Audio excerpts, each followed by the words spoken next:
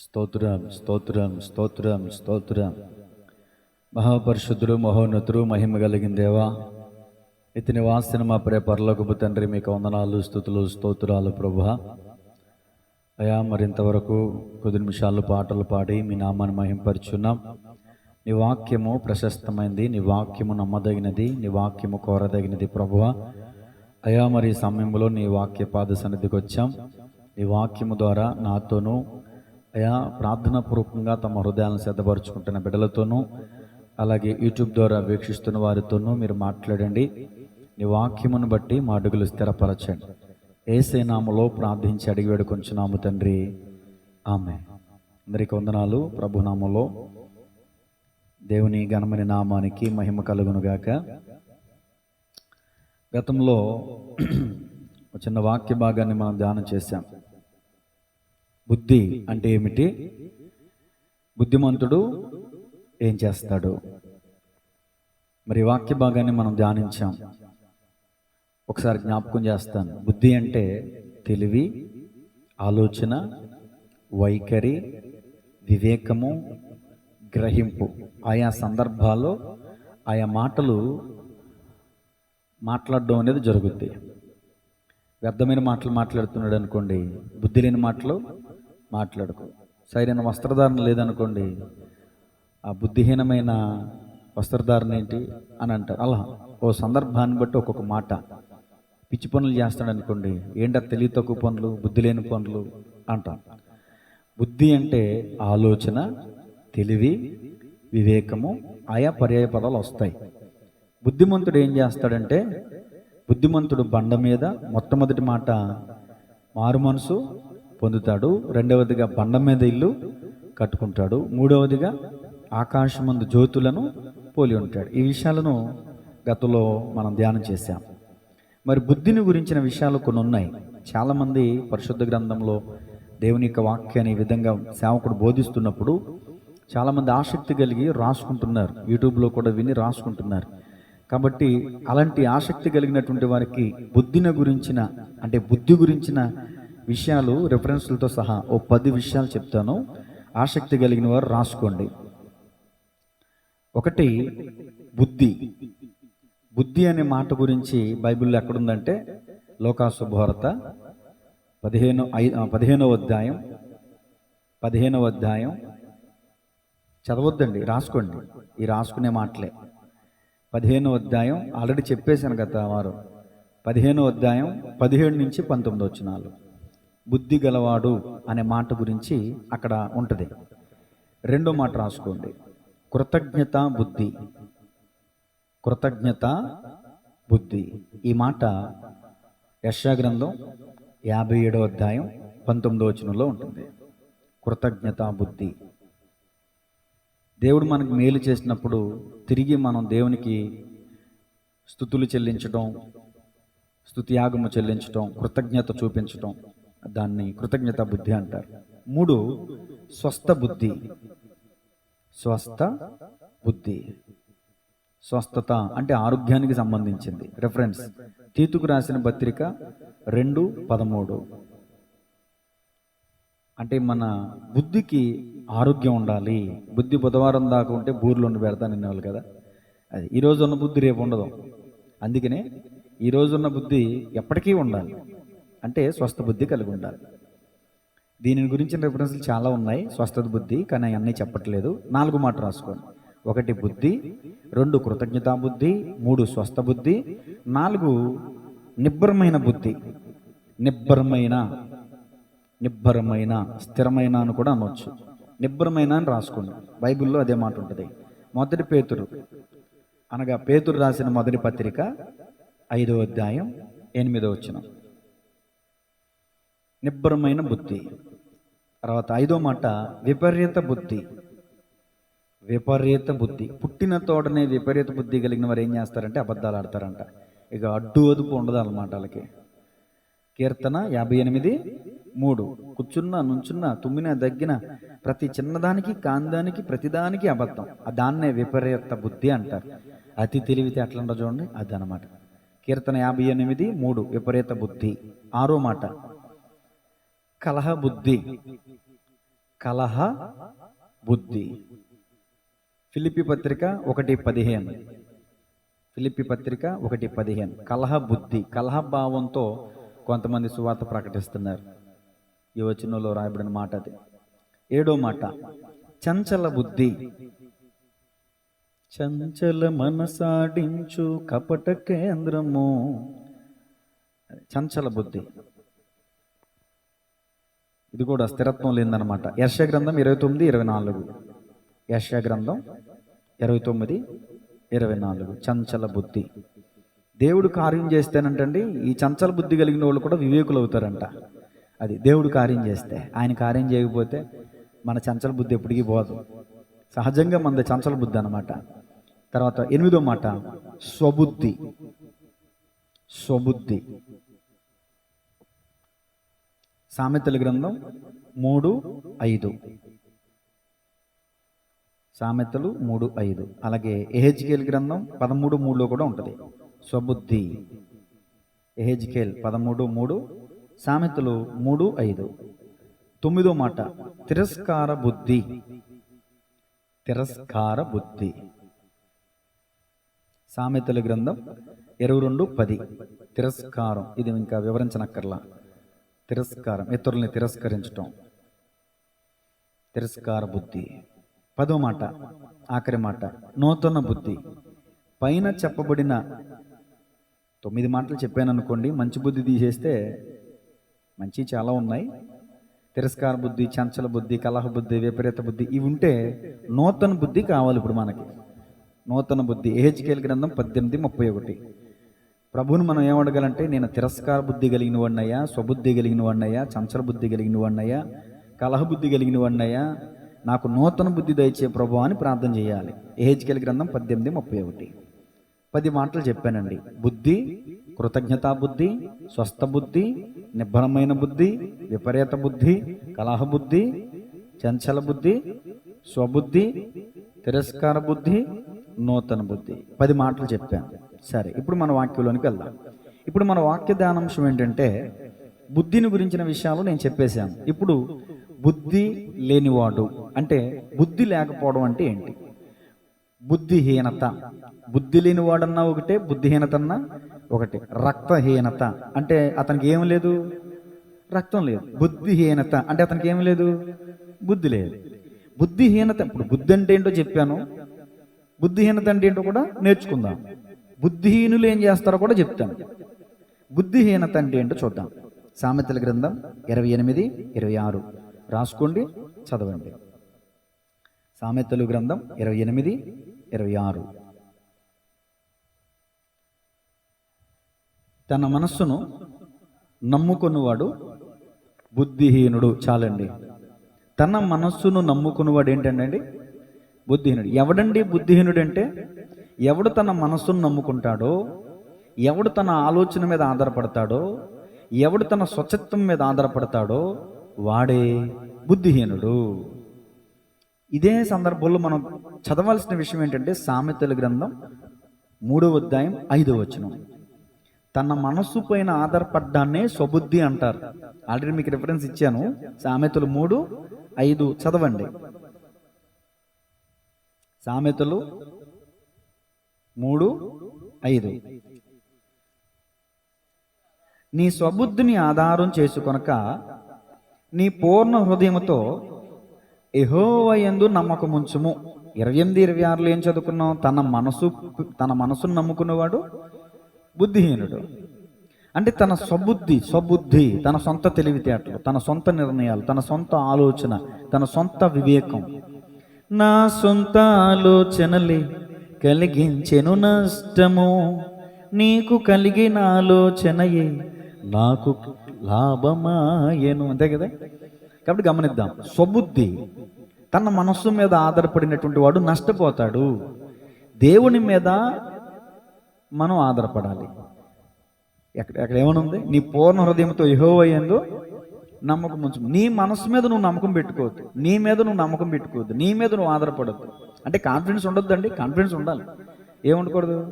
Over confidence ఉండకూడదు. Over confidence ఉండకూడదు. నమ్ముట నీ వలనైతే నమ్మువానికి సమస్తం సాధ్యమే. కాబట్టి దేవుని బిడ్డలమైన మనం దేవుని మీద ఆధారపడడం నేర్చుకోవాలి. దేవుని వాక్యం మీద శ్రద్ధ పెట్టన్నది కొంతమందే కదా. నీ స్వబుద్ధిని ఆధారం చేసుకొనక నీ పూర్ణ హృదయముతో యెహోవా యందు నమ్మిక ఉంచుము. ఆయన మీద మనం నమ్మకం ఉంచితే, ఆయన మీద మనం ఆధారపడితే, ఆయన ఆలోచన తీసుకుంటే, ఆయన ఇష్ట ప్రకారంగా మనం నడిస్తే మేలు పొందుకుంటాం, దీవెన పొందుకుంటాం, లాభాన్ని పొందుకుంటాం. మన సొంత ఆలోచనల్లో వెళితే నష్టాన్ని పొందుకుంటాం. ఏమండి, బుద్ధి అనేది ఎక్కడైనా కిరాణా షాప్లో దొరుకుద్దా? కిలోమీటర్లో కానీ, కిరాణా షాప్లో కానీ, సంతలో కానీ దొరుకుద్దా? చెప్పండి, ఎక్కడ దొరుకుద్ది? మరి ఎక్కడుంది బుద్ధి?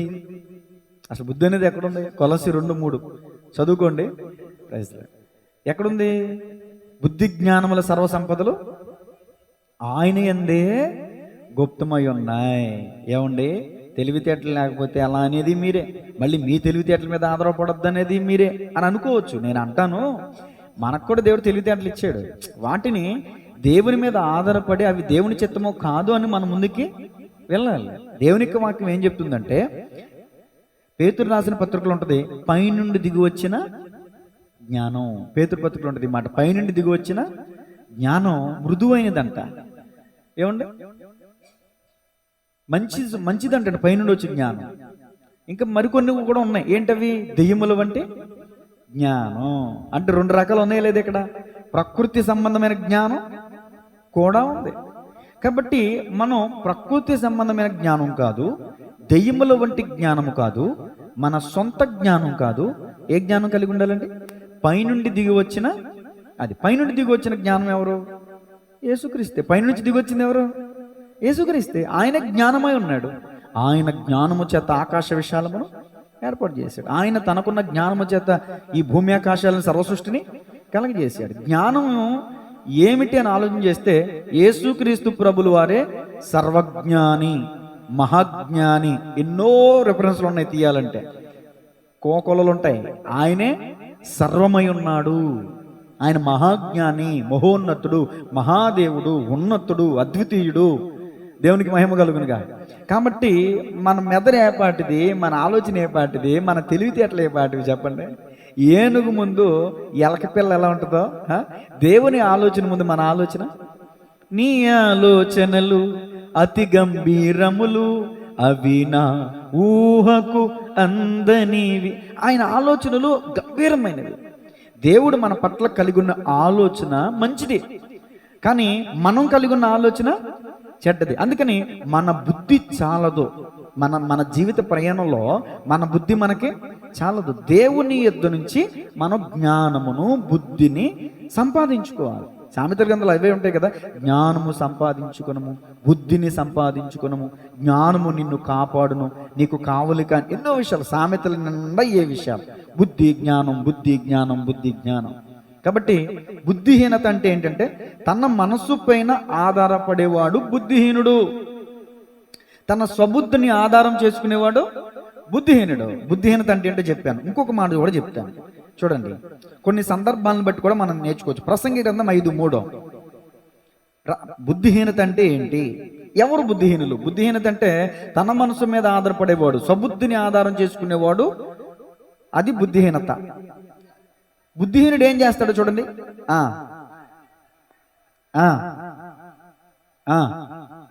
ఇదిగోండి, పెక్కు మాటలు మాట్లాడువాడు బుద్ధిహీనుడగును. పెక్కు మాటలు, విస్తారమైన మాటలు, పెక్కు మాటలు, చెడ్డ మాటలు, వ్యర్థమైన మాటలు, తెలివి తక్కువ మాటలు, కాని మాటలు, ద్వంద్వార్థాలు ఇచ్చే మాటలు. బుద్ధిహీనులు ఏం చేస్తారు? నేను ఇంతకుముందు చెప్పాను కదండి, పనికి మాల మాటలు మాట్లాడేటందుకు మనం ఏమంటాం వెంటనే? పెద్దోళ్ళు ఏమంటారు? రే బుద్ధి లేని మాటలు మాట్లాడకరా. నోరు తెరిస్తే కొంతమంది కంపు. అందుకని వాక్యం చెప్తుంది, పెక్కు మాటలు మాట్లాడేవాడు బుద్ధిహీనుడు. తలా తోక లేకుండా మాట్లాడతారు కొంతమంది. ఏం మాట్లాడతారో తెలీదు. చెప్పే మాట ఒకటి, చేసేది ఒకటి. వాళ్ళు మాట్లాడే మాట ఒకటి, వెళ్ళిపోయేది అక్కడికి వెళ్ళిపోతారో తెలియదు.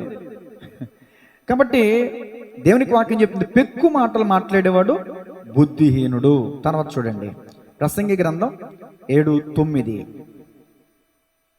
ఎవరు బుద్ధిహీనులో తెలియజెప్తుంది ఈ వచనం కూడా. ఏమండి? ఆత్రపడి కోపపడవద్దు, బుద్ధిహీనుల అంతరింద్రియములందు కోపం సుఖ నివాసం చేస్తుంది. ఈ వచనం చదివితేనే మనకు అర్థమైపోతుంది ఇప్పుడు ఎవరు బుద్ధిహీనులో. పెక్కు మాటలు మాట్లాడేవాడు బుద్ధిహీనుడు, తన మనసు మీద ఆధారపడేవాడు బుద్ధిహీనుడు. ఈ వచనం ప్రకారం మాట్లాడితే కోపం, ఇక చిరునవ్వు అనేది ఆ ముఖానికి ఎప్పుడు ఉండదన్నమాట. మనం కూడా కోపడతాం, ఒకసారి కాకపోతే ఒకసారి నవ్వుతాంగా, మనం నవ్వుతూ మాట్లాడతాంగా, నవ్విస్తాం కదా. ఈ బుద్ధిహీనుడు కంటండి ఆన్ని లేపితే చాలు కోపడతాడంట, మాట్లాడితే కోపడతాడంట, తుమ్మితే కోపం, దగ్గితే. అలాగే కోపం సుఖ నివాసం. ఇక ఇక వాడి అంతరింద్రియం అంతా సుఖ నివాసం. అంటే దాన్ని ఇంకా ఎలా ఎక్స్ప్లెయిన్ చేయాలో నాకు అర్థం కావట్లా. బుద్ధిహీనుల అంతరింద్రియములు యందు కోపం సుఖ నివాసం చేస్తుంది. అంతరింద్రియం అంతా హృదయం నిండా కోపమే, ఉద్రేకం, ఎందుకు పనికి మాలిన ఉద్రేకం, ఆవేశం, వ్యర్థపూరితమైనటువంటి స్థితి, అది కూడా బుద్ధిహీనతేనంట. తర్వాత సామెతల గ్రంథం 9:13. సామెతల గ్రంథం 9:13 బుద్ధిహీనుల యొక్క లక్షణాలు. బుద్ధిహీనతని సొలొమోను మహారాజు దేంతో పోల్చాడయ్యా అంటే కాముకురాలతో పోల్చాడు. సామెతల గ్రంథం 9:13 బుద్ధిహీనత అనునది బొబ్బలు పెట్టునది. అది అంటే బొబ్బలు పెట్టేదంటే అది కాముకురాలు, దానికేమీ తెలివి లేదు. చాలు, కాముకురాలు అనబడిన స్త్రీకి, ఓ స్త్రీకి కామం ఉంది, ఆ స్త్రీకి ఏమి లేదంటండి, తెలివి లేదు. అది కాముకురాలు, దానికి ఏమీ తెలివి లేదు. బుద్ధిహీనత అనేది బొబ్బలు పెట్టేది, బొబ్బలు. ఎలాంటి మాటలు మాట్లాడుద్దంటే ఎప్పుడు కూడా జ్ఞానం కంటే అధికమైన మాటలు మాట్లాడుద్దంట. అంటే ఆ మాటలు వినే వాళ్ళకి అబ్బా ఇది కదా జ్ఞానం అంటే అనిపిస్తుంది. ఈ చక్కని వ్యాఖ్యానం ఉంది దీని గురించి. ఏంటంటే కాముకురాలు ఏం చేస్తుందంటే ఎప్పుడు కూడా జ్ఞానం కంటే ఎక్కువ ఆడంబరంగా మాట్లాడుతూ మనుషుల్ని తన వైపు ఆకర్షించుకునేందుకు ఎంత అట్టహాసమైనా చేస్తుందంటండి. ఏమేం చేస్తుందంటే తన లాలన మాటల చేత, సామెతల గ్రంథం ఉంటుంది, తన పెదవుల నుండి ఏం కారుతుందంట, తేనె కారును. ఆ మాటలు చాలా నునుపోయినవి, చాలా ఉంది కదండి. ఆమె మాటలు తెలివి తక్కువే, కానీ జ్ఞానంగా మాట్లాడినట్టు మాట్లాడుద్దంట. జ్ఞానము కంటే గొప్పగా ఉంటాయంట. ఇక ఆమె మాటని ఎవడన్నా విన్నాడంటే ఆమెను వెంబడించాల్సిందే. ఇక చాప్టర్ క్లోజ్. ఇక అది ఆ తెలివి తక్కువరాల చేతికి ఎవడన్నా చిక్కాడంటే ఆ బుద్ధిహీనమైన మాటలు విని అది సామెతల్లో ఉందండి, దాని వెంట ఈడ్చుకుంటూ వెళ్ళిపోద్దంట. గొర్రెని బలెత్తకి తీసుకెళ్తే అలా ఈడ్చుకుంటూ తీసుకెళ్ళిపోద్ది. దాని వెంట పోయిన వాళ్ళు తప్ప తిరిగి వచ్చిన వాళ్ళు. అది కాముకురాలు, బుద్ధిహీనురాలు. ఆమె తెలివి తక్కువది, కానీ తెలివి కలిగిన వాళ్ళు మాట్లాడిన దానికంటే ఎక్కువగా మాట్లాడద్దు. అంత అద్భుతంగా ఉంటాయి అనమాట. మరి తేనె తీగ ఉంటుంది కదా, ఆ జారస్త్రీ పెదవుల నుండి తేనె కారును అన్నట్టు సొలొమోను మహారాజు ఇక్కడ బుద్ధిహీనతని కాముకురాలతో పోల్చాడు. ఓకే, ఈ మాటను ముగిస్తున్నాను. తర్వాత ఎవడండి బుద్ధిహీనుడు అంటే కీర్తన 14:1. కీర్తన 14:1 యెహోవా ఎన్నాళ్ళ వరకు, 14:1 మీరు ఎక్కడ చదువుతున్నారు? దేవుడు లేడని బుద్ధిహీనులు తమ హృదయములో అనుకొందురు. ఇప్పుడు చెప్పండి, ఎవరు బుద్ధిహీనులు? అది ఇంక నేను మీకు వివరించేదేమని చెప్పండి. నాస్తికులు అని చెప్పవచ్చు. ఇప్పుడు నాస్తికులు ఎవరుంటే నా మీద కోపడతారేమో. మరి దేవుడిని నమ్మని వాడిని నాస్తికుడే అంటారు. అదేం బూత్ కాదు, వాళ్ళే అంటారు నేను నాస్తికుడిని అని కదండి. నాస్తికుడు అంటే దేవుడిని నమ్మనివాడు అని అర్థం. వాక్యం చెప్తుంది, నేను అంటలేదు. దేవుడు లేడని చెప్పేవాడు బుద్ధిహీనుడంట. ఆడేం చేస్తాడంటండి, కింద మాట చదవండి, వారు చెడిపోయిన వారు అసహ్య కార్యములు చేదురు, మేలు చేయడు ఒకడు లేడు. చెడ్డ పనులు చేస్తారంటే అండి. దేవుడు లేడనే వాడే చెడ్డ హృదయం కలిగిన వాడు. దేవుడిని భయం ఉన్నవాడు కాస్త కొంత భయపడతాడు. మరి దేవుడు లేడనే వాడికి భయం ఏముంటుంది చెప్పండి? అడిష్టానుసరమైన కార్యాలు చేస్తాడు, అడిష్టానుసరమైన ఆలోచన, అడిష్టానుసరమైన తలంపు, అడిష్టానుసరమైన తెలివి. కాబట్టి గమనించాలి, దేవుడు లేడని చెప్పేవాడు బుద్ధిహీనుడు. ఇంకా కీర్తన 107:17 బుద్ధిహీనతను గురించిన మరొక మాట. 107 కీర్తన 17 రాసుకుంటున్నారా? బుద్ధిహీనులు తమ దుష్ట ప్రవర్తన చేత, తమ దోషము చేతను బాధ తెచ్చుకుందరు. వీళ్ళు ఏం చేస్తారంటే అండి, వీళ్ళ బుద్ధిహీనమైన ప్రవర్తనను బట్టి ఎక్కడ లేని బాధలు కొని తెచ్చుకుంటారంట. బుద్ధిహీనులు దుష్ట ప్రవర్తన కలిగి ఉంటారంట, చెడ్డ ప్రవర్తన కలిగి ఉంటారంట. చెప్పాను కదండి, వైఖరి, బుద్ధి అంటే వైఖరి అని కూడా చెప్పాను కదండి ప్రారంభంలో. వాళ్ళ ప్రవర్తన బాగోదు, బుద్ధి లేనిటువంటి వాడి వైఖరి బాగోదు. వాడి మాట ఒకలాగా ఉంటుంది, చేష్టలు ఒకలాగా ఉంటాయి, వాడి గుణం ఒకలాగా ఉంటుంది. ఒక మాట చెప్పాలంటే వాడికి గుణం ఉండదు. బుద్ధి లేదంటే ఒక మాట చెప్పాలంటే వాడికి గుణం లేదు. గుణం ఎగరోలని ఏమన్నా నమ్ముతాడండి? ఆస్తి లేకపోయినా పర్లేదు కానీ గుణం ఉండాలి. ఒకవేళ గుణం లేకుండా ఆస్తి ఉందనుకోండి, మొత్తం బుడి చేసేస్తాడు, మొత్తం బుగ్గిబాలే. కాబట్టి ఆస్తి లేకపోయినా పర్లేదు కానీ గుణం ఉండాలి. దేవునికి స్తోత్రం కలిగినగా. ఈరోజు ఏదైనా సంబంధాలు చూసేటప్పుడు ఎంత ఆస్తి ఉంది, ఎంత ప్రాపర్టీ ఉంది, బ్యాంక్ బ్యాలెన్స్ ఎంత ఉంది, ఎన్ని ఎకరాలు ఉన్నాయి అని చూస్తున్నారు. కానీ ఆడు ఎంత గుణవంతుడైనా మాట అడగట్లా, వాడి క్యారెక్టర్ గురించి అడగట్లా. త్రిబుల్ సి అడుగుతున్నారు ఈ మధ్య. త్రిబుల్ సి అంటే దాని అర్థం ఏంటంటే క్యాస్ట్, క్యాష్, కలరు. నేను అంటాను క్యాస్ట్ వద్దు, కలర్ వద్దు, క్యాష్ వద్దు. నాకు తెలిసిన 4C ఒకటి ఉంది, అదే క్యారెక్టర్. దేవునికి స్తోత్రం కలిగినగా. ఈ క్యారెక్టర్ లేకపోతే కలర్ ఉంటే కోసుకుని తింటామా, అందం ఏమన్నా కోసి తింటామంటే అందం మోసం, సౌందర్యం వ్యర్థం. కానీ కలరే కావాలన్నారు ఈ రోజున. దేవునికి స్తోత్రం కలిగినగా. నాకు తెలిపే కావాలంటే నల్లోళ్ళ పరిస్థితి ఏంటంటే, మన పరిస్థితి ఏంటి?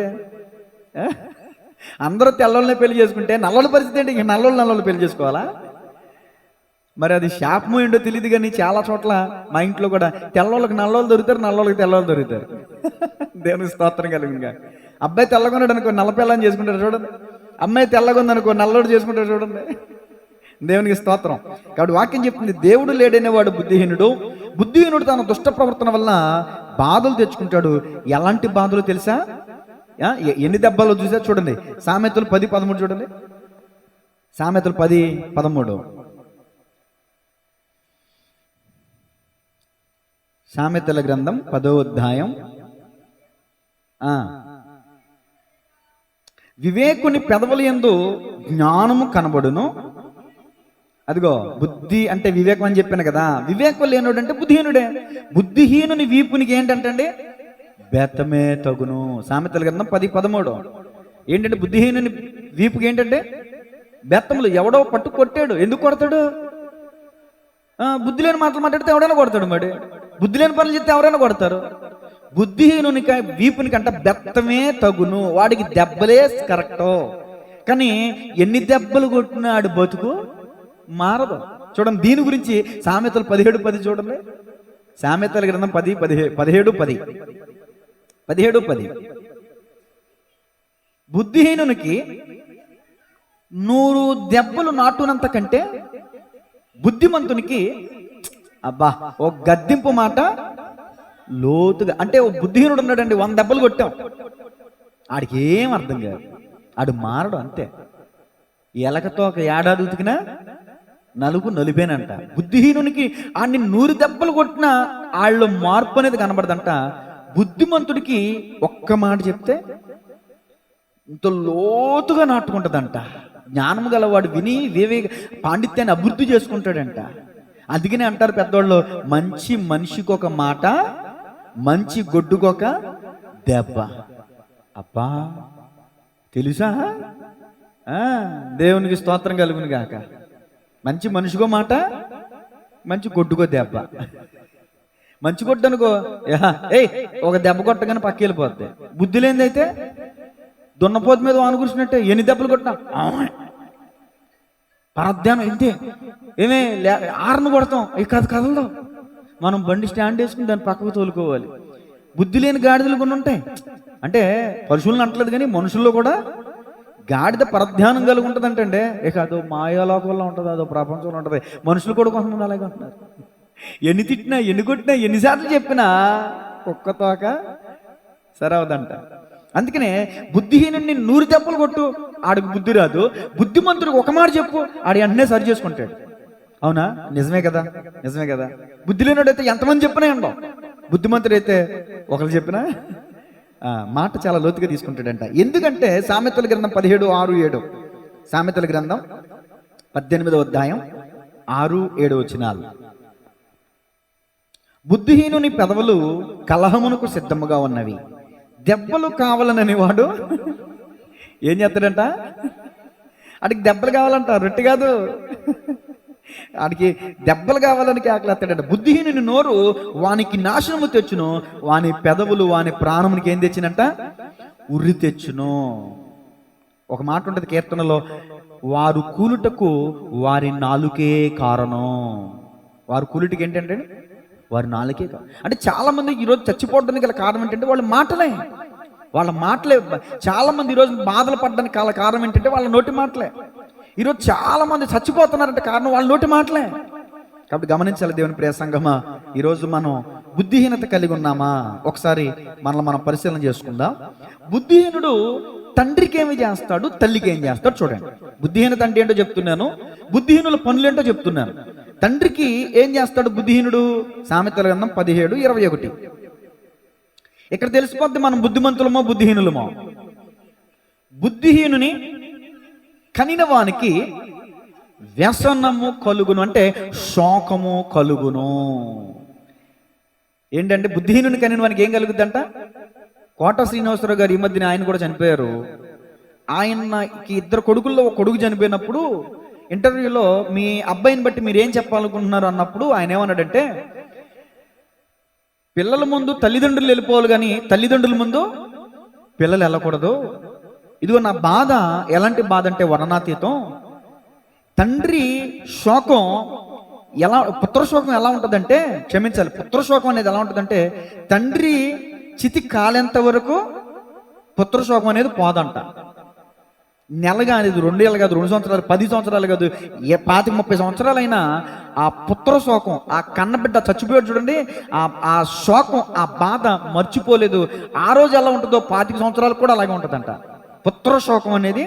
అది బతుకుండగానే పుత్రశోకం చూపిస్తూ ఉంటారు కొంతమంది. బతుకుండగానే తండ్రులకి ఏంటంటే పిల్లల్ని బట్టి శోకం. ఇలాంటి కనకుండా ఉంటే ఒక కుక్కని పెంచుకుంటే ఉత్తమమయ్యేదేమో అనుకుంటారు. అలాంటి బుద్ధిహీనులను బట్టి తండ్రులకి కలిగే శోకం, వ్యసనం అలాంటిది అన్నమాట. మరి బుద్ధిహీనుడు తల్లికి ఏం పుట్టిస్తాడు చూడండి, సామెతల గ్రంథం 10:1. మీరు బుద్ధిమంతులా బుద్ధిహీనులా? చేతులు కట్టుకుంటున్నారు చక్కగా, చేతులు కట్టుకున్నంత మాత్రం బుద్ధిమంతులు అయిపోతారా? చదవండి. జ్ఞానం గల కుమారుడు తండ్రిని సంతోషపరచును, అదిగో బుద్ధి లేని కుమారుడు తన తల్లికి ఏం పుట్టిస్తాడంట? దుఃఖం. మరి మిమ్మల్ని బట్టి మీ తల్లిదండ్రులు ఏడుస్తున్నారా, సంతోషంగా ఉన్నారా? దాన్ని బట్టి మనం పరిశీలన చేసుకుంటామే. ఈ మాట చదివితేనే అర్థమైపోతుంది నేను బుద్ధిహీనున్నో బుద్ధిమంతుని. ఇక్కడ నీకు వివరించనక్కర్లేదు ఈ మాటని, చిన్నపిల్లలు కూడా చదివితే అర్థమైపోయే మాటలు ఇవి. దేవునికి స్తోత్రం కలుగుగా. కాబట్టి దేవుని పిల్లలమైన మనం తల్లిదండ్రులు సంతోషపెట్టేవారుగానే ఉండాలి, తల్లిదండ్రులు దుఃఖపరిచేవారుగా ఉండకూడదు. తల్లిదండ్రులు దుఃఖపడుతున్నారంటే ఆ దుఃఖం, ఆ కన్నీరు మనకి శాపం అవుద్ది. ఆ కన్నీరు మనకి దాన్ని ఏమంటారు, ఉసురు తగులుద్ది. తల్లిదండ్రులు ఒకవేళ పిల్లల్ని బట్టి కన్నీళ్లు కనుక రాలిస్తే ఆ కన్నీరు శాపమై ఉసిరై ఆ బిడ్డలకు తగులుద్ది. క్షేమం ఉండదు, శాంతి ఉండదు, నెమ్మది ఉండదు, ప్రశాంతత ఉండదు. ఆ బుద్ధిహీనుడైన కొడుక్కి లేదా బుద్ధిహీనుడైన కూతురికి, ఎవరైనా కావచ్చు. దేవునికి స్తోత్రం కలిగిందిగా. వాక్యం చెప్తున్న మాట. మరికొన్ని విషయాలు చూద్దాం. పరిశుద్ధ గ్రంథంలో ప్రసంగి గ్రంథం 7:17. బుద్ధిహీనులు ఏమవుతారో చూడండి. బుద్ధిహీనులు దీర్ఘాయువు కలిగి ఉంటారా, లేకపోతే అర్ధాంతరంగా చచ్చిపోతారా? అధికముగా దుర్మార్గపు పనులు చేయకము, అదిగో బుద్ధిహీనంగా తిరగొద్దు, నీ కాలమునకు ముందుగా నీవేలా చనిపోదువు. ఇప్పుడు క్లాస్ రూమ్లో టీచర్ ఒక మాట అన్నారు, అన్నారా? తిట్టారు సరిగ్గా చదవలేదని. బాధపడాలా? మీరే చెప్పరే, కోపం తెచ్చుకోవాలా? ఏం చేయాలి? మీ స్వభావాన్ని మార్చుకోవాలి.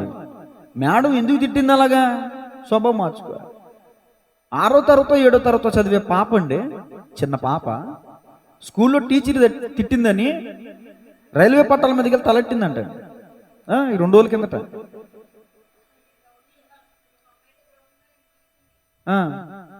ఏసు రక్తమే జయం. అసలు ఇప్పుడు నేను చెప్పింది విచిత్రం. అసలు ఎంత విడ్డూరం అండి. ఇంగ్లీష్ మాట్లాడుతున్న పిల్ల బెడ్ మీద పడుకుని, అదృష్టం ఏంటంటే తల్ల స్లిప్ అయిందంటండి, కాళ్ళు తెగవేయబడి ఆ కాళ్ళు మీద అడ్డాయంట. ఎలా ఉందమ్మా నీకు అప్పుడు పరిస్థితులు అంటే, నేను స్పృహలోనే ఉన్నాను సార్, ఇంటర్వ్యూ చేసి అతను చెప్పి నేను స్పృహలోనే ఉన్నాను సార్, ఆ నొప్పి నాకు తెలిసింది సార్, ఇదంతా బండబారిపోయింది సార్ అని ఇంగ్లీష్లో మాట్లాడుతుంది. నేను ఆ ఇంగ్లీష్ మాట్లాడలేను. మంచి జ్ఞానం ఉంది, మంచి చదవరే, అన్నింటిలో టాపే, మ్యాథ్స్లో వీక్. ఆ మ్యాథ్స్లో వీక్ అవడం బట్టి టీచర్ ఏదో అంది, తండ్రి బాగానే ఎప్పుడు ప్రోత్సహించేవాడంట, అమ్మ పర్లేదమ్మా ఈసారి మంచి మార్కులు తెచ్చుకో అనేవాడంట. కానీ ఎందుకు టీచర్ ఒక మాట అందని చెప్పి రైల్వే పట్టాల మీదకి వెళ్ళిపోయింది. ఎంత పిల్ల, ఏడో తరగతి చదివే పిల్ల. బుద్ధిహీనత కాదండి అది, తెలివి తక్కువతనం కాదా? చదువుకునే ప్రయోజనం ఏంటి? విద్య లేనివాడు వింత పశువు అనేవాళ్ళు ఒకప్పుడు. మరి ఇదేంటి ఇప్పుడు చదువుకునేవాడు పశువులా తయారవుతున్నారేంటి? ఇక నోకలు ఉన్నాయి కాబట్టి ఆ పిల్ల బతికింది. కానీ జీవితం అంతా నరకమే కదండి. 2 కాళ్ళు పోయినాయిగా. ఇప్పుడు ఆ తల్లిదండ్రులకి ఎంత నరకం, జీవితకాలం నరకమే కదా, ఆ తల్లిదండ్రులు కూడా నరకమే కదా. బుద్ధిహీనత. నీ కాలమునకు ముందుగా నీవేళ చనిపోదు అంటే ఈరోజు చాలా మంది అర్ధాంతరంగా చచ్చిపోతున్నారు, సూసైడ్ చేసుకుంటున్నారు, లేకపోతే చచ్చిపోతున్నారు, ఒకరినొకరు నరుక్కుంటున్నారంటే ఖచ్చితంగా బుద్ధిహీనతే. ఎవడో ఒకరిని వైన్ షాప్ కూడా పేక కోసేసాడు, తెక్కోసేసాడు. ఎందుకని? ఆడి భార్యతో అక్రమ సంబంధం పెట్టుకున్నాడు. మరి ఆడి కోపం రాదా? పేక కోసేసాడు. బుద్ధిహీనంగా తిరగొద్దు. నీ కాలముకు ముందుగా నీవేళ చనిపోదు. మరి ఎంతమంది ఈ రోజున చచ్చిపోతున్నారండి? బుద్ధిహీనమైన పనులు ఈ రోజున ఎంతమంది భార్యలు చేస్తున్నారు, భర్తలు చేస్తున్నారు, కన్న పిల్లలను చంపేస్తున్నారు అక్రమ సంబంధాల వల్ల. కాబట్టి బుద్ధిహీనులు తమ కాలానికంటే ముందుగా చనిపోతారు. బుద్ధిహీనుల వీపుకి బెత్తమే తగును. ఇంకా ఎన్నో విషయాలు ఉన్నాయి కాబట్టి ఇంకా ముందుకు వెళ్తున్నాను, చూద్దాం. పరిశుద్ధ గ్రంథంలో బుద్ధి లేని వాళ్ళు ఏం చేస్తారు? ద్వితీయోపదేశకాండం 32:5. ద్వితీయోపదేశకాండము 32వ అధ్యాయం 5వ వచనం. వారు తమ్ము చెరుపుకొనిది ఆయన పుత్రులు కారు, వారు కలంకులు, మూర్ఖత గల వక్ర వంశము. అదిగో బుద్ధి లేని అవివేక జనమా, ఇట్లు యెహోవాకు ప్రతీకారము చేయుదురా? ఆయన నిన్ను సృష్టించిన తండ్రి కాడా? 15వ వచనం చదవండి. ఇప్పుడు 15వ వచనం. యెషూరును క్రొవ్వినవాడై కాలు జాడించెను, నీవు క్రొవ్వి బలిసి మందుడు వైతివి. వాడు తన్ను పుట్టించిన దేవుని విడిచెను, తన రక్షణ శైలమును తృణీకరించెను. అదిగో వారు అన్యుల దేవతల చేత ఆయనకు రోషం పుట్టించిరి, హేయ కృత్యముల చేత ఆయనను కోపింపజేసిరి.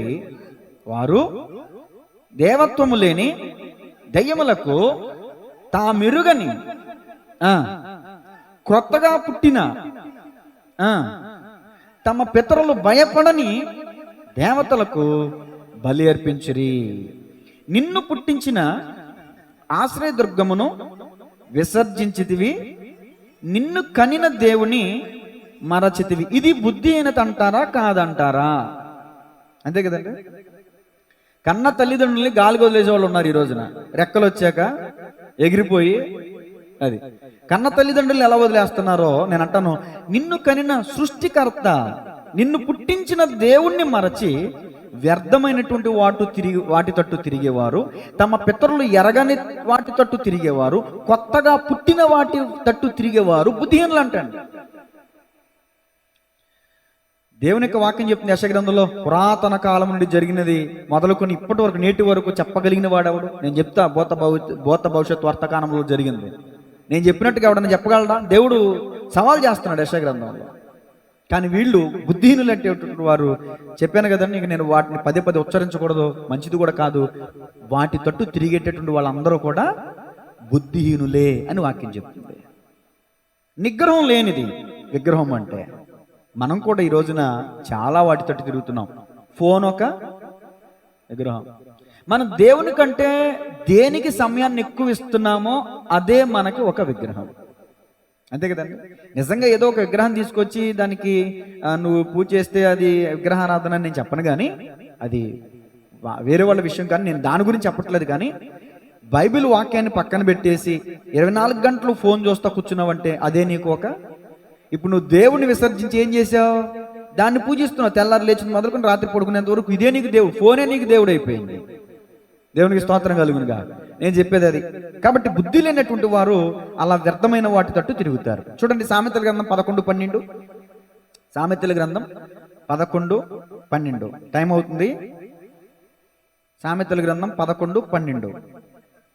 తన పొరుగువానిని తృణీకరించువాడు బుద్ధి లేనివాడు. చాలండి. ఇక్కడ నేను మిమ్మల్ని ప్రశ్న అడుగుతా. బైబిల్ గ్రంథంలో ఒక రాజు మరొక రాజుని తృణీకరించాడు. ఎవరో చెప్పండి. సౌలు దావీదుని తృణీకరించాడు. చెప్పిన మిమ్మల్ని అందరిని దేవుడు దీవించునుగాక.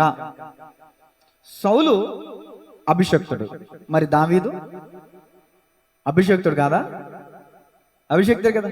ఒక అభిషక్తుడు మరొక అభిషక్తుని ఏం చేస్తున్నాడు? తృణీకరిస్తున్నాడు. ఒక పాస్టర్ ఇంకొక పాస్టర్ని ఏం చేస్తున్నాడు? తృణీకరిస్తున్నాడు. ఒక విశ్వాసం మరొక విశ్వాసం ఏం చేస్తుంది? తృణీకరిస్తుంది. కాబట్టి ఇలా తృణీకార బుద్ధి, ఇంతకుముందు ఏం చెప్పాను దీని గురించి? తిరస్కార బుద్ధి అని చెప్పాను కదా. సామెతలు గ్రంథం 22:10. తిరస్కార బుద్ధి, ఇతరుల్ని వేలు పెట్టి తిరస్కరించుటయు, ఏమండి, అది కూడా బుద్ధిహీనత అంట. ఇప్పుడు సౌలు బుద్ధిహీనమైన పని చేశాడా లేదా? అది నెంబర్ 1. సౌలు బుద్ధిహీనుడు అంటానికి ఇంకొక రిఫరెన్స్ ఇస్తా. ఈ ఒక్క ఎగ్జాంపుల్ చెప్పి సౌలుని నేను నిందించను. ఇతరుల్ని తృణీకరించేవాడు బుద్ధిహీనుడు. బుద్ధిహీనుడికి ఉండే ఇంకొక లక్షణం ఏంటో చూడండి. ఇప్పుడు యోబు గ్రంథం 5:2.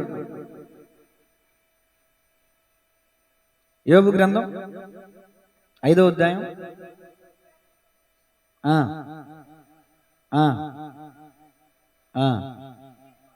అద్దుగో బుద్ధి లేనివాడు అసూయ వలన చచ్చెదరు. ఇప్పుడు చెప్పండి, సౌలులో ఉన్న మరొక గుణం ఏంటి? అసూయ. ఎవరి మీద అసూయ? దావీదు మీద అసూయ. ఎందుకు అసూయ? అది ఇంక మ్యాటర్ అంతా తెలుసు మనకి. సౌలుకి వేల కొలది, దావీదికి ఈ పాట విన్నాక అసూయ వచ్చేసింది. విషపు చూపు నిలిపాడు అంట దావీదు మీద. విషపు చూపు. దేవునికి స్తోత్రం కలుగునుగా. సౌలు దావీదును తరుముతుందేంటి? ఫిలిస్తీన్లు కదా తరమాల్సిందే. ఏమండి, మనం కూడా సాతాను క్రియలు కలిగిన వారిని, సాతాను తంత్రాలను మనం ఎదిరించాలి. మరి మనమే తరుముకుంటే ఏంటి? మనం కూడా బుద్ధిహీనులమే. దేవునికి మహిమ కలుగునుగా. కాబట్టి ఈ రోజున మనం తరమాల్సింది సాతాను సంబంధులు, అంతేగాని సహోదరుని కాదు, సహోదరిని కాదు, విశ్వాసిని కాదు, పాస్టర్ని కాదు, పాస్టరమ్మని కాదు. మనం తరమాల్సింది దేవుని వాక్యం చెప్తుంది, బుద్ధి లేని వాడు అసూయ వలన చచ్చేది. అంటే అసూయ కలిగిన వాళ్ళందరూ ఎవరన్నప్పుడు వాక్యం చెప్తుంది? ఒక సౌలే కాదు, ఒకవేళ మీలో నాలో పక్కింటి వాళ్ళని బట్టి కానీ, వాళ్ళు కట్టుకునే పట్టు చీరలను బట్టి కానీ, వాళ్ళు తీసుకునే వారు డ్రైవింగ్ చేసే కారులను బట్టి కానీ, వారు వేసుకునే బంగారాన్ని బట్టి కానీ, ఏమండి, మనకు అసూయ వచ్చిందనుకో మనం కూడా బుద్ధిహీనులమే. ఉన్నదాంతో సంతృప్తి కలిగి ఉండాలి. ఏమండి, దేన స్థితిలోను సంపన్న స్థితిలోను సంతృప్తి కలిగి ఉండ నేర్చుకొనుచున్నానన్నాడు పౌలు గారు. అది విశ్వాస జీవితం అయి ఉండాలి. దేవునికి మహిమ కలుగునుగా. కాబట్టి గమనించాలి. మరి సౌలు బుద్ధిహీనుడు అంటానికి ఇంకొక మాట, దేవుడు నన్ను క్షమించాలి ఇలా అంటున్నందుకు. 1, ఇతరుల్ని తృణీకరించే స్వభావం ఉంది. 2, అసూయ స్వభావం ఉంది. 3, వ్యర్థమైన వాటి తట్టు తిరిగే స్వభావం కూడా ఉంది. ఎవరిలో? సౌల్లో. ఎక్కడుంది ఈ మాట చూడండి. సామెతలు 12:11. సామెతలు 12:11. సామెతలు 12:11. వ్యర్థమైన వాటిని అనుసరించువాడు బుద్ధి లేనివాడు. ఇప్పుడు చెప్పండి, ఇతరులను తృణీకరించేవాడు, అసూయ కలిగిన వాడు, వ్యర్థమైన వాటిని. రాజైన సౌలు రాజైన వెంటనే అతను చేసిన గొప్ప కార్యం ఏంటి తెలుసండి? సోది చెప్పేవాళ్ళని, కర్ణపిశాచి కలిగిన వారిని తరిమేశాడు. మన రాజ్యులు ఉంటాకి లేదు అని. వాళ్ళు ఎక్కడో దూరంగా పోయి బతుకుతున్నారు పాపం. ఇప్పుడు సౌలు గారు 2 సంవత్సరాలే జ్ఞానంగా, మంచిగా, తెలివిగా, యథార్థంగా, ఉన్నతమైన స్థితిలో దేవుని కృప ద్వారా 2 సంవత్సరాలు నెంబర్ 1 పరిపాలన చేశాడు. కానీ మిగిలిన 38 సంవత్సరాలు దౌర్భాగ్య రాజ్యపాలన, తెలివి తక్కువ రాజ్య పరిపాలన, బుద్ధిహీనమైన రాజ్య పరిపాలన. దావీదుని తరుముమే జరిపింది అతని జీవితం అంతా. శత్రువులను కాదు. దేవునికి స్తోత్రం కలుగునుగా. 40 సంవత్సరాలు రాజ్య పరిపాలన చేస్తే 2 సంవత్సరాలు మంచిగా పరిపాలించాడు. మిగతా 38 సంవత్సరాలు మూర్ఖంగా పరిపాలన చేశాడు. ఇతను చనిపోయే ముందు ఎవరి దగ్గరికి వెళ్ళాడు చెప్పండి? కర్ణపిశాచి దగ్గరికి వెళ్ళాడు. నేను ఇప్పుడు ఇచ్చిన రిఫరెన్స్, వ్యర్థమైన వాటిని అనుసరించేవాడు బుద్ధిహీనుడు. ఇప్పుడు చెప్పండి, మన కర్ణపిశాచిని అనుసరించడానికి వెళ్ళినటువంటి సౌలు బుద్ధిహీనుడా కాదా? బుద్ధిహీనుడు అసూయ వలన చచ్చాడు. అసలు సౌలు చనిపోవడానికి గల కారణం ఏంటంటే అతడు కర్ణపిశాచిని వెదికినందున అతడు హతుడాయేను. ఎక్కడుంటది? దినవృత్తాంతముల మొదటి గ్రంథం 10వ అధ్యాయం 13, 14 వచనాల్లో ఉంటుంది.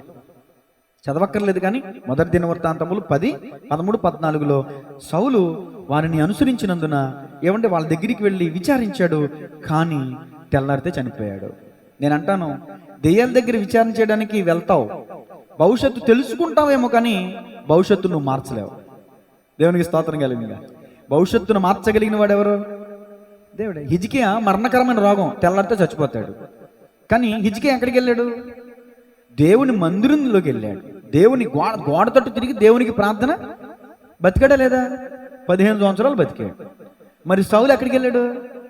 కర్ణపిశాచి దగ్గరికి వెళ్ళాడు. సమూయేలు చెప్పాడు, తెల్లారితో నువ్వు నాతో కూడా ఉంటావు అన్నాడు, మృతుల్లోకి వస్తావు అన్నాడు. చచ్చాడు లేదా? ఇలా అన్నందుకు నన్ను క్షమించాలి, చనిపోయాడు లేదా? బుద్ధి లేని వారు అసూయ వలన చస్తారంట. నిజంగా బుద్ధి లేని రాజ్య పరిపాలన చేశాడు రాజైన సౌలు. నిజంగా అతను అసూయ వలన అతను చనిపోయాడండి. నిజంగా దావీదుని చేర్చుకుంటే, దావీదుని పక్కన పెట్టుకుంటే ఇంకా కొన్ని సంవత్సరాలు మంచిగా రాజ్య పరిపాలన చేసేవాడేమో. దేవునికి స్తోత్రం కలుగును గాక. సరే, ముగిస్తున్నాను. హోషేయ గ్రంథం 13:13 రాసుకోండి. హోషేయ గ్రంథం 13:13. బుద్ధి లేని వాడు చిట్ట చివరికి ఏం కాలేడంటే వృద్ధిలోనికి రాలేడు. బుద్ధి లేనివాడు వృద్ధిలోనికి రాడు అని వాక్యం చెప్తుంది. రాసుకోండి గబగబా. సామెతలు 15:21.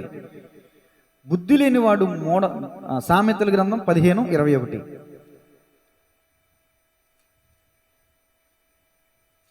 అందరూ రాసుకుంటున్నారా? ఒకళ్ళన్నా చదవండి పోయింది. సామెతలు 15:21.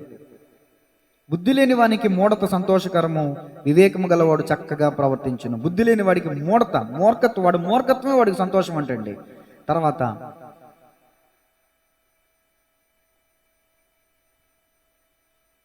Praise the lord. అన్ని విషయాలు ఇచ్చాను, అన్ని రెఫరెన్స్లు ఇచ్చేసాను. ఈరోజు అద్భుతం ఏంటంటే అతి తక్కువ టైంలో అతి ఎక్కువ రెఫరెన్స్లు చెప్పిన రోజు ఏదంటే ఇదే కదండి. మీకు కూడా పేపర్ నిండిపోయింది కదా, అయిపోయింది. సరే, జ్ఞాపకం చేస్తాను మరొకసారి. బుద్ధి అంటే వివేచన, తెలివి, గుణము, ఏమండి, వివేకము, ఇంకా వైఖరి, ప్రవర్తన బట్టి మాట్లాడతాడు. బుద్ధి లేకపోవడం అంటే తెలివి తక్కువతనం, అతి తెలివి ప్రదర్శించటం. ఏమండి, బుద్ధిహీనత అంటే చెప్పాను కదా, తన మనసును నమ్ముకునేవాడు బుద్ధిహీనుడు. పెక్కు మాటలు మాట్లాడేవాడు బుద్ధిహీనుడు. త్వరగా కోపపడేవాడు బుద్ధిహీనుడు. దేవుడు లేడని చెప్పేవాడు బుద్ధిహీనుడు. బుద్ధిహీనతని కాముకరాలతో కూడా పోల్చాడు సొలొమోను మహారాజు. అలాగే బుద్ధిహీనుని వీపునికి బెత్తములు. బుద్ధిహీనుడు త్వరగా చచ్చిపోతాడు. బుద్ధిహీనుడు ఇతరుల్ని తృణీకరిస్తాడు. బుద్ధిహీనులు అసూయ వలన చస్తారు. బుద్ధిహీనులు వ్యర్థమైన వాటిని అనుసరిస్తారు. తలలు వంచని ప్రార్థన చేసుకుందాం. ఒకవేళ బుద్ధిహీనంగా విపరీత బుద్ధి, స్వబుద్ధి, తిరస్కార బుద్ధి మనం కలిగి ఉన్నామేమో ఈరోజు, ఇదంతా బుద్ధిహీనతే. కలహ బుద్ధి మనలో ఉందేమో. కాబట్టి మోకరించి ప్రార్థన చేసి, ప్రభువా నాకు నూతన బుద్ధి దయచే ప్రభు అని ప్రార్థన చేద్దాం. మైకిటవని. స్తోత్రం, స్తోత్రం, స్తోత్రం, స్తోత్రం, స్తోత్రం. తమ్ముడు ప్రార్థన చేస్తాడు చెప్పబడిన వాక్యాన్ని బట్టి ప్రార్థన. స్తోత్రం, స్తోత్రం, స్తోత్రం, స్తోత్రం, స్తోత్రం. పరిశుద్ధుడా, పరిశుద్ధుడా, పరిశుద్ధుడా, పరిశుద్ధుడా, పరిశుద్ధుడా, గొప్ప దేవా యేసయ్యా, నీకే వందనాలు, స్తోత్రాలు తండ్రి యేసయ్యా. మాకు ఇలాంటి పరిశుద్ధమైన విలువైన ఘనమైన అవకాశం ఇచ్చినందుకు నీకే వందనాలు, నీకే స్తోత్రాలు. ఈరోజు తండ్రి యేసయ్యా నాతోని తండ్రి యేసయ్యా, మాతోని తండ్రి యేసయ్యా, మీరు తండ్రి యేసయ్యా ఎంతో విలువైన మాటలు మాకు తండ్రి యేసయ్యా తెలియజేశారు. మీ కృపను బట్టి తండ్రి యేసయ్యా నీకే వందనాలు, నీకే స్తోత్రాలు తండ్రి యేసయ్యా. అతి పరిశుద్ధుడా, గొప్ప దేవా యేసయ్యా, నీకే వందనాలు, నీకే స్తోత్రాలు తండ్రి యేసయ్యా. ఆశ్చర్యకరుడు, ఆలోచనకర్త, నిచ్చుడగు తండ్రి, సమాధానానికి అధిపతి యోగ దేవా, మీ కృపను బట్టి తండ్రి యేసే, బలమైన దేవా యేసే, మమ్మల్ని తండ్రి యేసే ఈరోజు ఈ సమయంలో తండ్రి యేసే ఎలా తండ్రి యేసే మమ్మల్ని చేర్చుకున్నారు, దాన్ని బట్టి నీకే వందనాలు తండ్రి యేసే. ఈరోజు తండ్రి యేసే నువ్వు తండ్రి యేసే మా విషయాన్ని బట్టి తండ్రి మా తండ్రి స్థితిని బట్టి తండ్రి మాతో ఎంతో విలువైన తండ్రి మాటను తండ్రి మాకు తెలియజేశారు తండ్రి.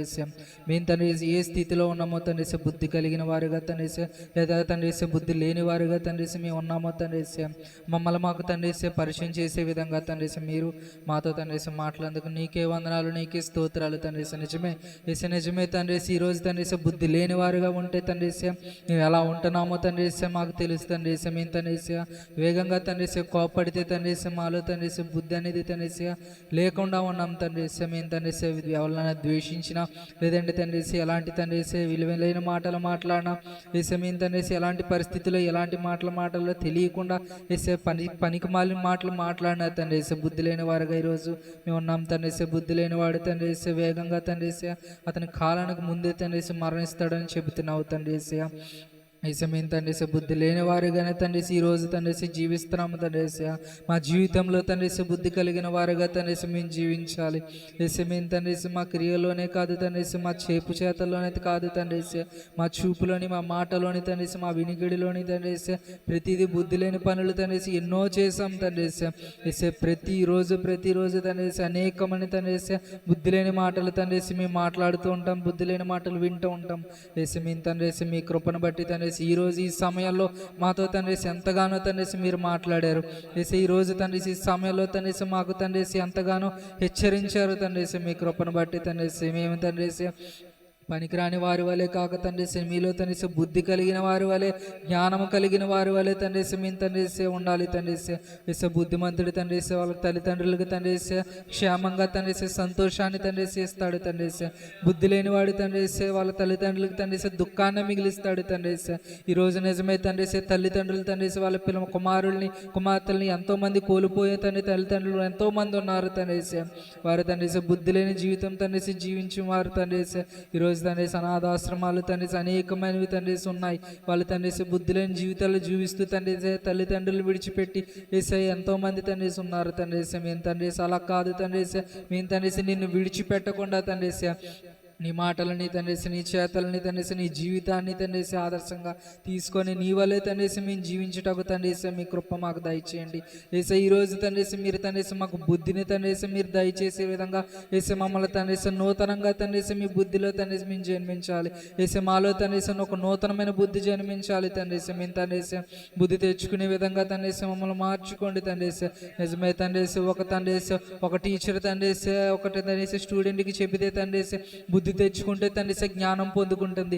లేదని తండ్రి బుద్ధి తెచ్చుకోలేని విధంగా ఉంటే తండ్రి వేగంగా మరణం పొందుకుంటుంది తండ్రి. ఈరోజు తండ్రి నువ్వు మాకు తండ్రి ఒక వైద్యునిగా తండ్రి మమ్మల్ని తండ్రి ఒక హెచ్చరించి ఒక టీచర్గా నువ్వు తండ్రి మాకు చెబుతున్నావు తండ్రి. మేము తండ్రి నిన్ను తండ్రి అనుసరించి తండ్రి మేము తండ్రి బుద్ధి కలిగి మాలో ఉన్న తండ్రి తప్పుదాలను తండ్రి మాకు తండ్రి తెలియజేసుకుంటూ వాటిలన్నింటిని విడిచిపెట్టి తండ్రి నీలో తండ్రి బుద్ధి కలిగిన వారుగా తండ్రి మేము జీవించుటకు మీ కృప దయచేయండి.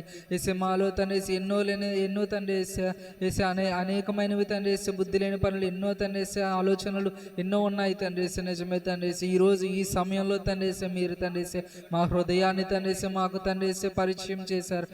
మీ కృపను బట్టి తండ్రి నిజమే తండ్రి మేము తండ్రి మా హృదయాన్ని కాదు తండ్రి నీ వాక్యాన్ని తండ్రి మేము నమ్మాలి తండ్రి. మా హృదయాన్ని తండ్రి వినియోగించుకునే విధంగా కాదు తండ్రి నీ తండ్రి వాక్యం ఎడల తండ్రి మేము విశ్వాసం ఉంచాలి. నిజమే తండ్రి మా సొంత ఆలోచనలు కాదు తండ్రి నీ వాక్యమే నీ మాటే తండ్రి మాకు తండ్రి విలువైనది తండ్రి. నిజమే తండ్రి పైనుంచి దిగి వచ్చిన జ్ఞానం ఎంతో విలువైనది తండ్రి. మా జీవితాలను మార్చేది తండ్రి, మా జీవితాలను నిలబెట్టేది మమ్మల్ని తండ్రి నీ దగ్గరికి చేర్చేది నీ జ్ఞానమే తండ్రి. ఆ జ్ఞానాన్ని తండ్రి మేము పొందుకోవాలి తండ్రి. మాకున్న జ్ఞానము ఎంతో చిన్నది తండ్రి, మాకున్న జ్ఞానమే లోకానుసారమైనది తండ్రి. మాకు తండ్రి మాలో ఉన్న తండ్రి ఎంత జ్ఞానమైన తండ్రి ఈ లోకం వరకే, ఈ లోకంలో ఉన్న వరకే మేము ఆలోచించగలం తండ్రి. కానీ తండ్రి నీ దగ్గర నుంచి వచ్చే జ్ఞానము తండ్రి లోకానికి మించి ఉన్నది తండ్రి. పరలోకానికి తీసుకువెళ్ళే జ్ఞానము తండ్రి ఎంతో విలువైనది తండ్రి. పరిశుద్ధమైన జ్ఞానము తండ్రి ఎంతో విలువైన జ్ఞానము తండ్రి. ఆ జ్ఞానమును పొందుకోవాలి తండ్రి. జ్ఞానం ఎంతో విలువైనది తండ్రి. ఆ జ్ఞానం తండ్రి ఎంతో మందికి తండ్రి నువ్వు దయచేసావు తండ్రి. దాన్ని తండ్రి వినియోగించుకునే వారిగా ఈరోజు మేము ఉండాలి తండ్రి. మాకున్న జ్ఞానం ఎందుకు పనికిరానిదే తండ్రి యేసయ్య, మాకున్న బుద్ధి ఎందుకు పనికిరానిదే తండ్రి యేసయ్య, మాకున్న తండ్రి యేసయ్య ఆలోచనలు ఎందుకు పనికిరానివే తండ్రి యేసయ్య. ఎంత ఆలోచించినా ఈ లోకానుసారమైన మా జీవితం కొరకు తప్ప తండ్రి యేసయ్య ఎంతగా ఆలోచించి మేము ఆలోచించలేము. కానీ తండ్రి యేసయ్య నువ్వు ఇచ్చే జ్ఞానము తండ్రి యేసయ్య, యేసయ్య మా జీవితం కొరకు, అనేకుల రక్షణ కొరకు, నీ మార్గాన్ని కొరకు తండ్రి యేసయ్య, నీ పరలోకం నీ దగ్గరికి వచ్చుటకు తండ్రి యేసయ్య మాకు సహాయపడే జ్ఞానం తండ్రి యేసయ్య. నీ జ్ఞానం ఎంతో విలువైంది, ఎంతో శక్తి కలిగినది అది తండ్రి యేసయ్య. మీ కృపను బట్టి తండ్రి నీ దగ్గర నుంచి వచ్చే జ్ఞానం తండ్రి మేము సంపాదించుకోవాలి, నూతనమైన జ్ఞానం మేము పొందుకోవాలి తండ్రి. మా దగ్గర ఉన్న జ్ఞానం పనికిరానిది వేసే, మీ జ్ఞానం మేము పొందుకొని తండ్రి నీ దగ్గరకు తండ్రి మేము రావాలి వేసే. మాకు తండ్రి ఎంతోగానో తండ్రి మమ్మల్ని తండ్రి నువ్వు తండ్రి వాడుకుంటున్నావు, మమ్మల్ని ఎంతగానో ప్రేమిస్తున్నావు తండ్రి. కానీ తండ్రి మేము తండ్రి నిన్ను తండ్రి విడిచిపెట్టి తండ్రి లోకానుసారంగా తిరుగులాడుతున్నాం తండ్రి. నిజమే తండ్రి, తల్లిదండ్రులను విడిచిపెట్టి వేసే తిరుగులాడుతున్న తండ్రి వారిగా ఉన్నాము తండ్రి. ఈరోజు వేసే నిన్ను విడిచిపెట్టిన తిరుగువారుగా తండ్రి మేము ఉండకూడదు వేసే. మా జీవితంలో తండ్రి నిన్ను విడిచిపెట్టకుండా తండ్రి నిన్ను తండ్రి పట్టుకొని తండ్రి మేము తండ్రి జీవించేవారుగా ఉండాలి. ఈ రోజు తండ్రి మా జీవితంలో తండ్రి నిన్ను పట్టుకొని తండ్రి నీ జ్ఞానము తండ్రి మేము తండ్రి తెచ్చుకొని తండ్రి నిన్ను వాడుకొని వారుగా తండ్రి నిన్ను తండ్రి మేము తండ్రి ఒక తండ్రి ఒక లక్షణంగా తండ్రి నిన్ను తండ్రి మేము తండ్రి ఆదర్శంగా తీసుకొని నిన్ను వల్ల తండ్రి మేము పొరుగు వారిని జీవించే వాళ్ళగా ప్రేమించే విధంగా తండ్రి నీ వల్ల మేము జీవించాలి తండ్రి. మీరు తండ్రి ఎలా జీవించాలో ఏటో తండ్రి మీరు తండ్రి వచ్చి మాకు నేర్పించారు పరలోకమందు ఉంటే కాదు తండ్రి కిందకు వచ్చి మాకు నేర్పించారు తండ్రి. ఎలా జీవించాలి, ఎలా మంచిలో ఉండాలి తండ్రి, ఎలాగా తండ్రి బుద్ధి కలిగిన వారిగా ఉండాలి, ఎలా చెప్పాలి, ఎలా జీవించాలి, ఎలా నడవాలి, ఎలా మాట్లాడాలని తండ్రి ప్రతిదీ తండ్రి నువ్వు వచ్చి మాకు నేర్పించవు తండ్రి. మేము తండ్రి నీ వల్లే తండ్రి మేము జీవించాలి, బుద్ధి కలిగిన వారిగా తండ్రి మేము జీవించాలి తండ్రి. సౌలు తండ్రి బుద్ధి లేని వాడిగా జీవించాడు తండ్రి. పిశాచుల దగ్గరికి వెళ్ళాడు తండ్రి. అసూయ కలిగి ఉన్నాడు తండ్రి. మేము తండ్రి అలా జీవించకూడదు తండ్రి. మేము తండ్రి ఒకళ్ళ ఏడల అసూయ కలగకుండా తండ్రి, ఒక ఏడల తండ్రి బుద్ధి లేని పనులు చేయకుండా తండ్రి నిన్ను తండ్రి పూర్తిగా తండ్రి నిన్ను నమ్మిన వారుగా మేము ఉండాలి తండ్రి. గొప్ప దేవాయస్య నీకే వందనాలు, నీకే స్తోత్రాలు తండ్రి. మేము తండ్రి నీలో తండ్రి జీవించే ఆత్మ మాకు దయచేయండి తండ్రి. మాలో ఉన్న బుద్ధి తండ్రి పెంచుకొని తండ్రి నీ బుద్ధి తండ్రి మాలో ఉంచుకొని మాకున్న బుద్ధి తండ్రి విడిచిపెట్టి తండ్రి నీ జ్ఞానమును మేము సంపాదించుకొని నీ జ్ఞానంతో తండ్రి జీవించే ఆత్మలుగా మమ్మల్ని వాడుకోండి తండ్రి. నీ కుమారులుగా కుమార్తెలుగా మమ్మల్ని వాడుకోండి వేసే. మీ కృపను బట్టి తండ్రి జీవించే ఆత్మలుగా మమ్మల్ని నడిపించుకోండి తండ్రి. గొప్ప దేవ, పరిశుద్ధుడ, శక్తివంతమైన దేవ, బలవంతుడు వేసా నీకే వందనాలు, నీకే స్తోత్రాలు తండ్రి. అతి పరిశుద్ధుడు తండ్రి నీ పరిశుద్ధాత్మ శక్తితో తండ్రి మమ్మల్ని తండ్రి కాల్చండి వేసే. మా పెదవులు కాల్చండి తండ్రి. నీ శక్తితో మమ్మల్ని నింపండి తండ్రి వేసే. మేము తండ్రి అపవాదిని జయించగలిగే శక్తి మాకు దయచేయండి తండ్రి వేసే. మాకున్న జ్ఞానంతో మేము జయించలేము తండ్రి, కానీ తండ్రి నువ్వు ఇచ్చే జ్ఞానంతో తండ్రి మేము ఈ లోకాన్ని జయించగలము తండ్రి. అనేకులు నడిపించగలము తండ్రి. నీ రక్షణ మాకు దయచేయండి తండ్రి. గొప్ప దేవాయస్య నీకే వందనాలు, నీకే స్తోత్రాలు. నీ అమూల్యమైన విలువైన జ్ఞానం మాకు దయచేయండి తండ్రి. శక్తివంతమైన స్థితిలో తండ్రి మేము చెల్లించే విధంగా ఉండాలి తండ్రి. నిన్ను తప్ప తండ్రి వేరొకటి ఏది తండ్రి మేము విగ్రహారాధన చేయకూడదు ఏసే. నిన్ను మించి తండ్రి ఏది ప్రేమ తండ్రి మేము తండ్రి పొందుకోకూడదు తండ్రి. ఏసే నిన్ను విడిచిపెట్టి దేన్ని ప్రేమించినా తండ్రి, నిన్ను విడిచిపెట్టి దేనికి ఎక్కువగా సమయం ఇచ్చినా అది విగ్రహమే తండ్రి. మేము తండ్రి దాన్ని తండ్రి తీసివేసి నువ్వే మా జీవితం అని తండ్రి నిన్ను నడుచుకునే విధంగా తండ్రి నువ్వు చెప్పినట్లు వేసి నడుచుకునే విధంగా తండ్రి ఒక తండ్రి ఒక జ్ఞానం కలిగిన వారికి తండ్రి ఒక మాట అయితే ఎలా అయితే తండ్రి విలువైనదో అటువలే తండ్రి నీ వాక్యం మాకు అంత విలువైనదిగా తండ్రి మేము తీసుకొని వేసే. మేము తండ్రి ఆ మాటను తండ్రి పట్టుకొని తండ్రి ఒక జ్ఞానం కలిగిన నీతిమంతుడి వల్లే తండ్రి మేము జీవించటకు మీ కృప మాకు దయచేయండి తండ్రి. గొప్ప దేవాయస్య నీకే వందనాలు, నీకే స్తోత్రాలు తండ్రి. మీ కృపను బట్టి ఈరోజు ఈ సమయంలో మీరు చెప్పిన వాక్యం తండ్రి, మీరు మాకు తండ్రి చెప్పిన మాట ఎంతో విలువైనది తండ్రి. దానిని బట్టి తండ్రి నీకే వందనాలు తండ్రి. ఈరోజు ఈ వాక్యం ఎంతమంది అయితే విన్నారో తండ్రి ప్రతి ఒక్కరిడలా మీ కృప చూపించండి. ప్రతి ఒక్కరికి మీ జ్ఞానము దయచేయండి తండ్రి. ప్రతి ఒక్కరు మీ జ్ఞానాన్ని తండ్రి వినియోగించుకొని నీ రాజ్యానికి తండ్రి వచ్చుటకు తండ్రి వాళ్ళు తండ్రి సిద్ధపడుటకు తండ్రి వాళ్ళకి నూతనమైన జ్ఞానము దయచేయండి. ప్రతి ఒక్కరిడలా మీ కృపతో చూపించండి తండ్రి. శక్తివంతమైన దేవ, ఈరోజు మాకు ఈ సమయం ఇచ్చారు తండ్రి. అటువల్ల తండ్రి ఇలాంటి సమయం అనేకులు పొందుకోవాలి తండ్రి. రాలేని వాళ్ళని జ్ఞాపకం చేసుకోండి.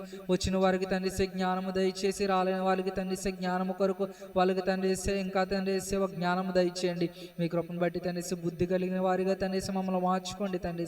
ఒక బుద్ధి కలిగిన కన్యకలు తండ్రి సిద్ధపడినట్లుగా తండ్రి అనేకులు సిద్ధపడాలి తండ్రి. మేము సిద్ధపడి ఈ రోజు వచ్చినట్లు తండ్రి మీరు తండ్రి అనేక మందిని తండ్రి సిద్ధపరిచి మీ కృప తోడించండి, వాడుకోండి తండ్రి. ఈ రోజు మాకు ఇచ్చిన సమయాన్ని బట్టి నీకే వందనాలు తండ్రి. రేపు జరగబోతున్న ఆరాధనలో కూడా మీకు తోడించి మాకు తండ్రి తోడుని నడిపించుకుంటారని నమ్ముకుంటూ చిన్న కొద్ది ప్రార్థన అడిగి వేడుకున్నాం తండ్రి.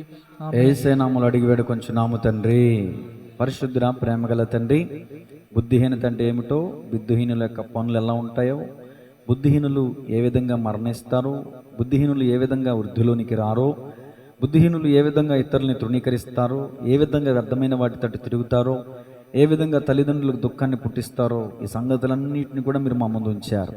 ఒకసారి మమ్మల్ని మేము పరిశీలన చేసుకునే కృప దయచేయండి అయ్యా. క్రీస్తు యేసునకు కలిగిన మంచి మనస్సు మాకు దయచేయండి. నిజమే, మాలో ఉన్న బుద్ధిహీనత అంటే మాలో మంచి మనసు లేదు, మంచి ఆలోచనలు లేవు, మంచి తలంపులు లేవు, మంచి వైఖరి లేదు, మంచి ప్రవర్తన లేదు ప్రభువా. ఈరోజు నీ వాక్యమును బట్టి మా అడుగులు స్థిరపరచండి. నీ వాక్యం అనే స్థుతి ద్వారా మేము నలగొట్టబడ్డానికి సహాయించండి. ఇదిగో రాయబడినటువంటి ఈ యొక్క వాక్యం అనే మాటలు బిడ్డలందరూ కూడా ఎంతో ఆసక్తి కలిగి రాసుకున్నారు. అయితే వాటిని తమ హృదయం అనే పాలక మీద రాసుకుని జ్ఞానం తెచ్చుకునే వారు ఉండడానికి సహాయించండి. నా కుమారుడా, ఇదిగో ఈ నా మాటలు నీ హృదయం అందు భద్రం చేసుకొని హృదయం అనే పలక మీద రాసుకో. నీ స్వబుద్ధిని ఆధారం చేసుకొనక నీ పూర్ణ హృదయంతో యెహోవా నమ్మికుంచు, అప్పుడు నీ దేహమునకు ఆరోగ్యం కలుగుతుందని వాక్యం చెప్తుంది. నిజమైతే బుద్ధి లేని వారికి ఆరోగ్యం ఉండదు, బుద్ధి లేని వారికి ఆయుష్ ఉండదు ప్రభువా. ఎన్నో విషయాలు మీరు మాట్లాడారు తండ్రి. తిరస్కార బుద్ధి, కలహ బుద్ధి, వ్యతిరేక బుద్ధి, స్వబుద్ధి వంటి మనసు మాకు లేకుండా ఈ క్షణం నుంచి నూతన బుద్ధిని మాకు దయచేయమని ప్రార్థిస్తున్నాను. ఈ మాటలు విన్న ప్రతి ఒక్కరికి దయచేయండి. ఎవరైతే మాటలు విని నిజంగా యథార్థ హృదయంతో ప్రార్థించారో తండ్రి, ఒప్పుకుని విడిచిపెట్టారో తండ్రి, మాలో ఉన్న కలహ బుద్ధిని, తిరస్కార బుద్ధిని, వ్యర్థమైన వాటిని తీసివేసి వ్యర్థమైన వాటిని అనుసరించకుండా తండ్రి నీతి న్యాయములను అనుసరించు. నీ వాక్యమునే మేము నమ్మటానికి, నీ వాక్యమునే మేము అనుసరించడానికి సహాయం చేయమని, ఉత్తమమును అనుకోణములైన దేవుని చిత్తమును మేము అనుసరించే వారు ఉండటానికి సహాయం చేయమని ప్రార్థిస్తున్నాను. చేరవచ్చిన బిడ్డలందరినీ దీవించని ఆశీర్వదించాను. అలాగే నా దేశం కొరకు ప్రార్థిస్తున్నాను ప్రభువా. నా దేశ ప్రజలను దీవించని ఆశీర్వదించాను.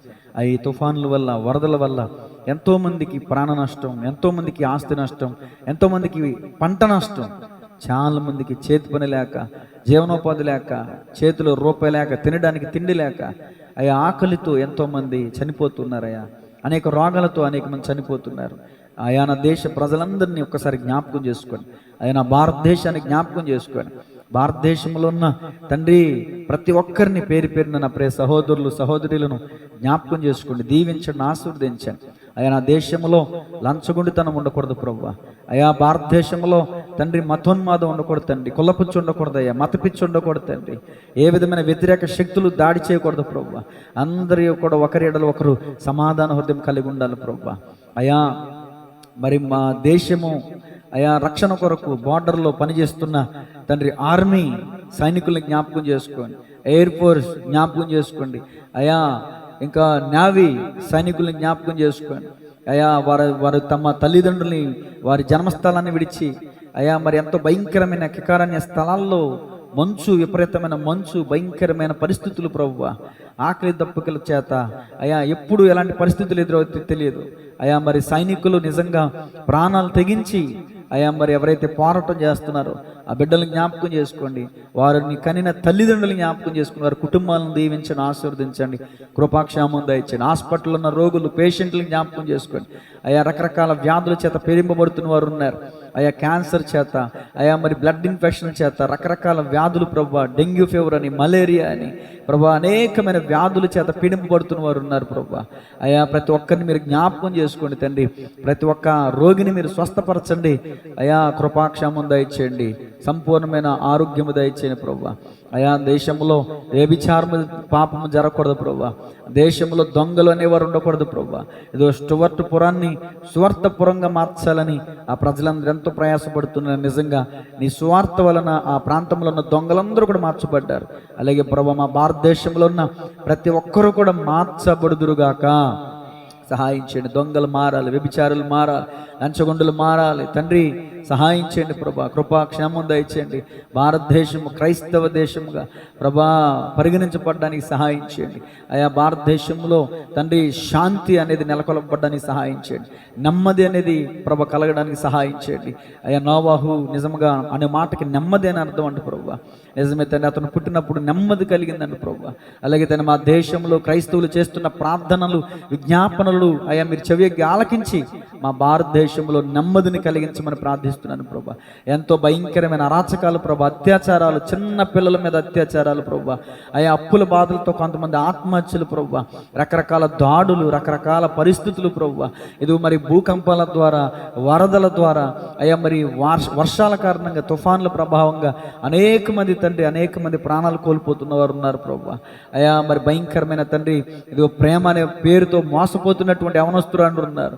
ప్రేమ పేరుతో ఇతరులను హత్య చేస్తున్నటువంటి వాళ్ళు ఉన్నారు అయ్యా. మరి వ్యామోహంలో పడి అనేక మంది కుటుంబాలను నాశనం చేసుకుంటున్నటువంటి వాళ్ళు ఉన్నారు తండ్రి. నా దేశాన్ని జ్ఞాపకం చేసుకోండి తండ్రి. ఈరోజు ఉపవాసం ఇది బిడ్డలందరూ ప్రార్థిస్తున్నారు, ప్రార్థనలు ఏకమిస్తున్నారు తండ్రి. ఇంతవరకు నీ సేవకునిగా నీ బిడ్డలు చేసిన ప్రార్థనలు మీరు చెవికి ఆలకించి ఆమేనని పలికినందుకు మీకు వందనాలు. సహాయించిన మీ కృపతో జ్ఞాపకం చేసుకోండి. రేపటి ఆరాధన కార్యక్రమం కూడా మీ నామానికి మహిమకరంగా జరిగించండి. మంచి వాతావరణం దయచేయండి. ప్రతి విధమైన ఆటంకాన్ని కీడును దూరపరచండి.